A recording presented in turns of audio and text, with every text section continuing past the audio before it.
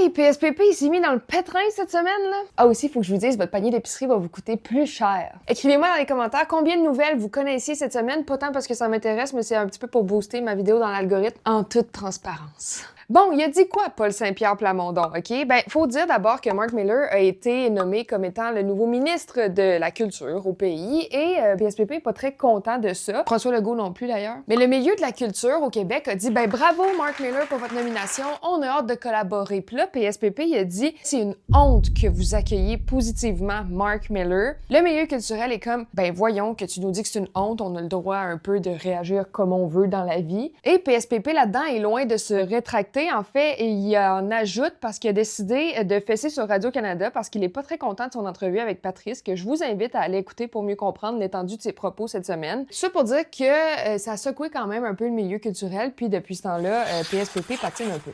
Justement, il y a des nouveaux visages dont je dois vous parler. Mark Miller, pourquoi il est nouveau ministre? C'est parce qu'il prend la place de Stephen Guilbeault qui a quitté le cabinet Carney. Un jour après son entrée en poste, il a dit « Moi, je suis tanné du débat de la langue française, qu'on instrumentalise ce débat-là au Québec. » Bref, c'est entre autres pour ça que cette nomination-là de Mark Miller a fait quand même réagir. Legault a dit que c'est une honte, le chef du PQ aussi, mais en se tirant un petit peu plus dans le pied. Puis un autre visage un peu moins controversé pour l'instant, du moins cette fois-ci, Joël Lightbound qui devient le nouveau lieutenant du Québec. OK, j'ai commencé en vous disant que le panier d'épicerie va être plus cher. C'est parce qu'il y a un nouveau rapport de l'Université d'Dalhousie qui montre qu'une famille moyenne québécoise pourrait payer jusqu'à 1000 $ de plus pour arriver pas loin de 17 500 $. Puis ça, ben c'est entre autres très dû aux tensions commerciales qui persistent avec les États-Unis.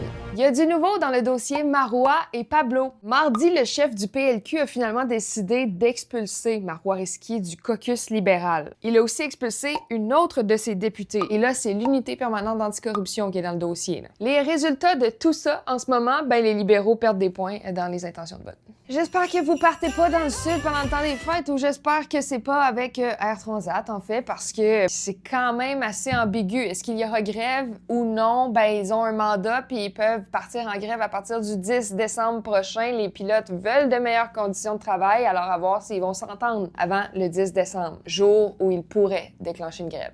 Je veux finir en vous rappelant que ce week-end, ça va faire 36 ans depuis l'un des pires drames du Québec, c'est-à-dire 14 femmes qui ont perdu la vie tout simplement parce qu'elles étudiaient et qu'elles étaient là au mauvais moment. Je pense qu'il faut absolument jamais, jamais oublier ces événements-là pour se rappeler de ce qu'on a acquis, puis jamais cesser de se battre pour nos droits.